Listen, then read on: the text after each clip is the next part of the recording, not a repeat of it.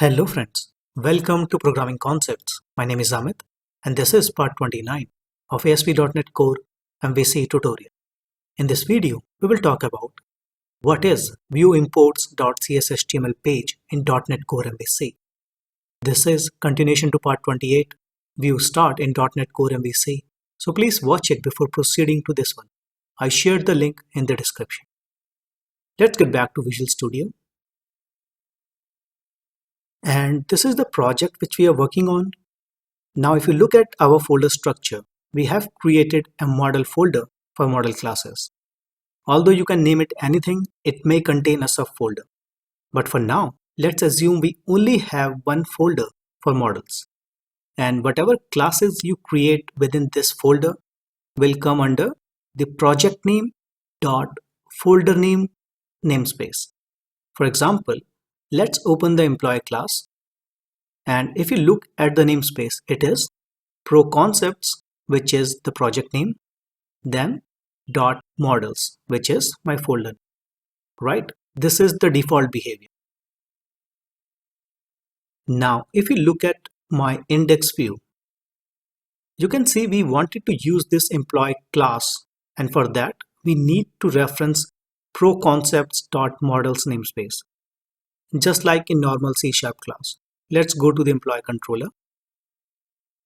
Here you can see we are referencing many namespaces. Now there are always a few namespaces that are common and required by almost all the views to make it work.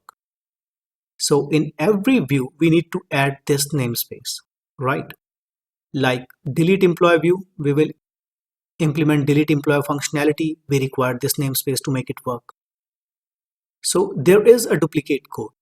Similarly, in live project, in general, there are many views. And if there is a possibility to avoid duplicate code, we should avoid that, right? Just like we had done in our previous video with the help of View Start page. So Microsoft also realizes this problem of duplicity. And to overcome this, they provide the concept of viewImports.cshtml. And as the name suggests, it is imports for views. And what do we import in our C# application?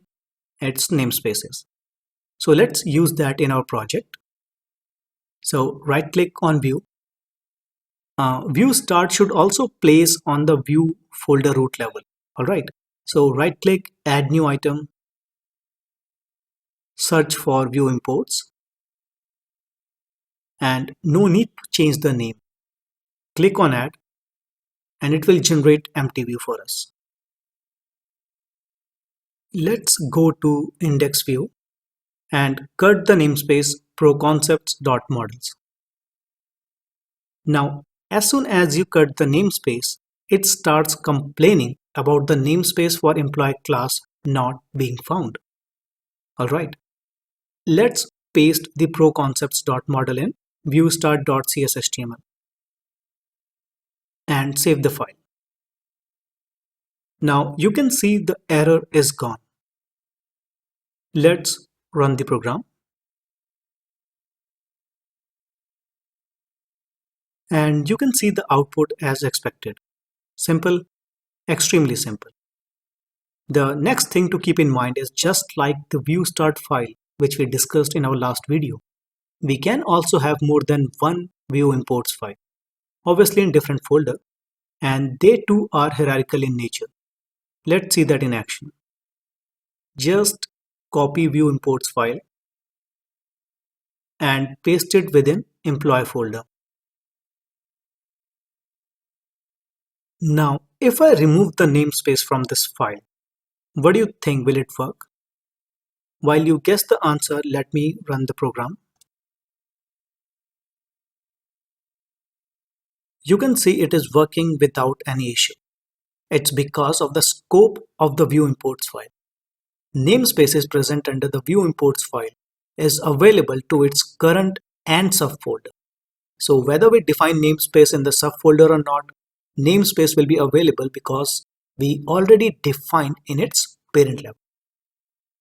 Next, the question which might comes to your mind is, why should we use the nested view imports file if we already defined one file at the parent level? The answer to this question is that not all namespaces are required for all views. There is always a possibility a few namespaces are required for specific controllers only.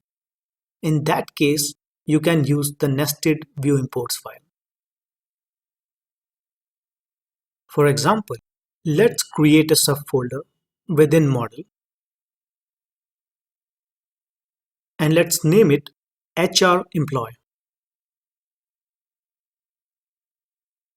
Next, let's create a class within this folder and let's also name it HR employee. Now assume this class is only required within employee folder. And you can assume in the live project there can be many folders or controllers, right? So let's try to use this class and delete employee view. So at model, IE enumerable of HR employee. It will give you an error for not adding namespace. Let's add its namespace. So it is present under, you can type at using proconcepts.models.employee. And we know that this namespace is specific to this folder only. And other views folder has nothing to do with this class. So we can move this namespace to the nested view imports file.